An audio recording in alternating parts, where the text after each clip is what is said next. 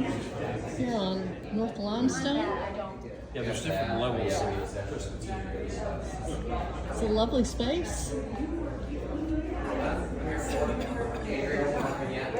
You work with. And there's Adam Moore right now.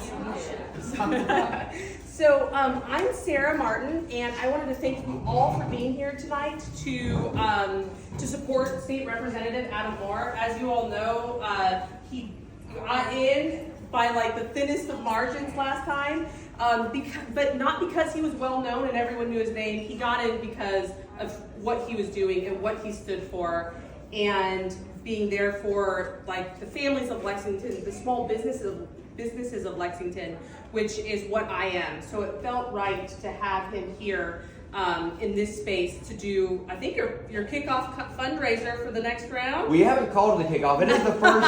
It is I'm the calling first. I'm It is calling the it a first kickoff. fundraiser. That's Yeah. for sure. So we're really, I'm glad that you all could make it tonight, and we're really excited to celebrate him. The biggest thing is, I was told that the biggest fundraiser had Governor Andy Beshear, and he brought in $10,000. So I want to beat Andy Beshear. Yes. That's my goal. Yes. Let's try to bring in as much as we can tonight, and really get everything off to a really good start, so that next time it's not the thinnest of margins. We're really being able to put his name and his voice out there to represent us, and as in, like, not only a small business owner, but someone that's part of the LGBT community right now is the most important that we get that message out. So thank you so much, and I'm going to take it over to Adam. Thank you. Thank you, Sarah. And this is, of course, Sarah's clinic here, and Andrea, who's my wife over here, works here at the clinic. So I want to thank Sarah how supportive she's been, not just to like me and us being here tonight, but just for our family as a whole. It's been just great getting to know you and Kelsey and others from the Move Smart team, Marcia, who might still be hanging out back there as well. Thank you all for being here. You're here because you care. The next election is, 17, 18 months away, till November of 2026. If you're here in May of 2025, it's because you care. Either you care about Sarah and she asked you to come, or you care about Lexington. I live in Lexington, I represent a part of it. Maybe you care about Kentucky. Maybe you're you're just here because I'm your dad. But you're here because you care. And I think to get a room full of people together who care about things is rare, but also what kind of gives some measure of hope in these times that sometimes, if you look at the news, kind of seems dark. It kind of seems like we're going in the wrong direction. I think having a room full of people together who care is the hedge against that, is what we need in our society. So whatever happens in this race, I hope we keep getting rooms together full of people who care, because then I know America's going to be okay, Kentucky's going to be okay because of people like us in this room. I know that I first ran because I care, and I didn't know what I was getting myself into. Poor Chad got so many random texts and phone calls from me trying to figure out what it meant to be a state rep and to run for a campaign. And I still really don't know too much what I'm doing, but I've been around it a little bit, and I'm officially running to take this seat, to hold this seat the next time around. Like Sarah said, we barely won 172 votes out of more than 26,000. I'll let you know how kind of close these things are. So every door knock really mattered. Every phone call, every postcard really did matter. Every dollar that got donated, because we had commercials playing during UK and Alabama football games. All those things really matter because those margins are so close. And Sarah talked about communities who are under attack right now and having a voice for them in there. And I'm proud to be that. I'm proud to do that. But at the same time, I want to be a voice for the everyman, the general everyman, every woman, every person as well. And that you talk to a consultant, or you go to a party lead, and it's all, Adam, if you want to raise money, you want to turn out the vote, you say the others. This group is destroying America. This group is going to do this. They're doing that. And I should make you give me money today by saying that if you don't give me money and vote for me, the others are going to ruin your life, or ruin this country, or ruin this state. And maybe that would work, but it's not me. It's not the person I am. It's not what I think I want politics to be, or government to be, or just general leadership to be if I get to be elected to be a leader in our state. So I think about wanting to represent people with more positivity, more of a vision of what we can do. And I know what I think about when I want someone to represent me. I still have a state senator. I have people in Congress who represent me, of course, in D.C. I want them to align with my values, and I also want to know that they actually get things done. They're not just a show pony, they can be a workhorse at the same time. And I think about that's what I want in the person who's representing me, and I want to do my best to do that. And so those values are just for that everyman. So Andrew and I are in the prime of our lives. We got an 8-year-old son. We want a safe community to raise him in and to grow our family. We want good schools for anyone in Kentucky to be able to have the tools that they need, not just as students, but to help them move on in their lives. We want to be able to earn a fair wage and have decent worker protections so that, if anything ever happened, she'd have maternity leave and that we can take vacations when we need to. My parents are here tonight. Hi, Mom. Hi, Dad. They're here too. Because it's, oh, okay. There he is. I mean, they're going to have a certain age. I want them to be able to retire with dignity, to get the retirement they were promised, that they've been paying into their whole lives. I want them to be able to afford the medication they need because they're getting a little older now. And that's okay, but there's more of that. But it's those things that apply to so many of us. You may not have an 8-year-old son. You may not have parents in their retirement years, but you can relate to these normal things that so many Kentuckians rely on. And we just need more people, I think, in Frankfort who are like working for these everyday things that impact so many of us more than just the culture wars that get the most tweets and they get the most headlines and whatever the news blog's going to be. So you can't really hide like what your values are in the legislature. You can't really hide what your priorities are. Like you can go online, you can see all my votes, you can see the bills that I sponsored and co-sponsored. So I was big on affordable housing and having enough housing. So I wrote and I sponsored the Houses or Homes bill, and that was one that was trying to make sure that Kentuckians had the option to buy standalone single-family homes before big corporations could swoop in and turn them into rentals. I think about healthcare. We're in a PT clinic right now. One bill I filed made it easier for people to get into clinics who have chronic pain. It made it easier for those who are medical care workers who treat chronic pain, whether they are physical therapists, massage therapists, acupuncturists, to fill their schedules by limiting some of the barriers that there were to that. I had a bill to make sure that epinephrine, that life-saving EpiPen or that nasal spray is affordable for all Kentuckians.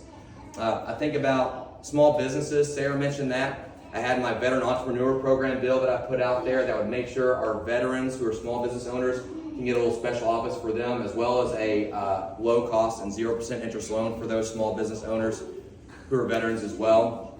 I think about earning fair wages, having worker protections. I had a bill that allowed localities, your cities, your states, your cities, your towns, your counties, to pass their own wage standards, to pass their own labor standards. So if you wanted to guarantee employers in your city had to pay $9 an hour instead of $7.25, you could do that. If you wanted to make sure they had a certain amount of maternity or paternity leave, you could do that. Leave it up to the cities. So these are the things that have been kind of a priority for me. Democracy, my bill that would allow for elections to stay secure, but also allow more people to vote as well. I had a bill to allow caregivers the right to vote a little bit easier. And one other thing to do, I think more women in Kentucky need to have certain options during their pregnancies. I had what I call the Compassionate Care Act, and it got some news as well. And that allowed our women with non-viable pregnancies to have options. It allowed those who are survivors of rape and incest to have options as well. And I stand on those. And you can go and you can research, those are all real bills. But those tell you my values and my priorities when I'm in there, when I'm in Frankfort trying to work for you and everyone else. So again, I said I want the person who represents me to share my values, but I also want them to get stuff done. I went to Frankfort not thinking I was going to be able to get anything done. I'm sorry, Chad. I didn't have high hopes. Sorry, I keep going back to Chad. I did not have high hopes because we have a 19-person caucus of a 100-person body. I was a freshman, literally lowest man on the totem pole. I thought, I'll just go there, I will listen, I will learn, and I'll be able to come back to people and at least say I learned things, and I'll be able to do more next time. But I was able to do some stuff, and I'm really excited about that. I was the lead Democratic co-sponsor on a bill that made sure our National Guard service members could be interned at veteran cemeteries. I was lead Democratic co-sponsor on a bill to help make sure that our rural parts of the state are going to be able to benefit from tourism. And if I had just done nothing else but help with those two, I think that would have been a win for me. My bill to make sure that our caregivers could vote early. That bill actually got wrapped into a bill that was led by a Republican, and that bill was passed and it became law as well. And I was really proud. I had a meeting with Secretary of State Michael Adams, and he brought that bill up, and he thanked me for the work I did on that bill. So I'm really proud to have been a part of that, and it's really neat to hear that people knew about that also. But a couple things that I was even kind of more proud of in my ability to accomplish there as a freshman this year is I founded, I'm now chairing the Veterans Caucus. There is a big talk amongst the legislators, and I think they mean it. I think they mean well, where they say we want Kentucky to be the most veteran-friendly state in the nation. And that's a great line. We should use that line, and we should try to live up to that line. We have not lived up to it at all. We do not have a Veterans Caucus in Frankfort until I founded one, and I'm now chairing that caucus. And what we're going to do is we're going to get people together, including committee chairs and vice chairs, Republicans and Democrats in both the House and the Senate, to work on some of these big, hairy, audacious goals, whether that's going to be a veteran employment program, a training program, higher education support systems, whether that's going to be making sure our wounded veterans get more assistance on their property tax bills. But we're going to get together and work on the hard issues, things that we have not done before. So I'm really proud of being able to do that as a freshman. And second thing, my EpiPen bill, House Bill 236, the one that capped the price of life-saving epinephrine. Floor Leader Rudy, he made a big stink about it. He said up there on the House floor, he said, "Gentlemen, do you know the last time a freshman legislator had a bill read on the House floor?" I had no idea. And he said, "I don't know either." So we don't know the last time a freshman in the minority was able to even get a bill heard on the House floor. We passed my epinephrine bill 88-0 through the State House of Representatives. Now, we ran out of time. We didn't get it through the Senate. We had all the conversations we needed to have with committee chairs and vice chairs, with members. I had Republicans and Democrats lined up to carry that bill for me if it got to the Senate floor.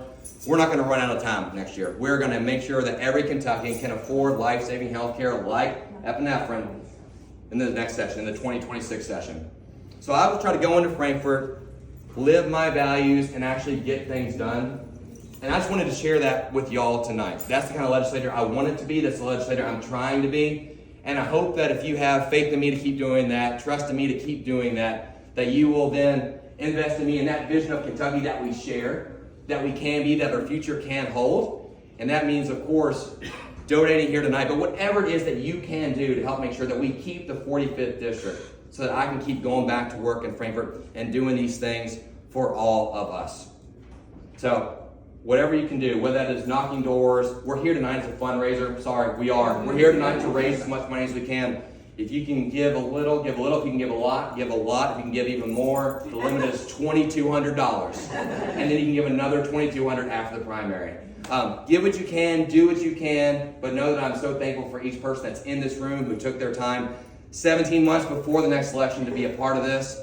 So that's it. I'm ready to eat some food and drink some more. But stick around, mingle with me, talk with me, and I'm just so glad to see you all. And round of applause for all of us. Yeah.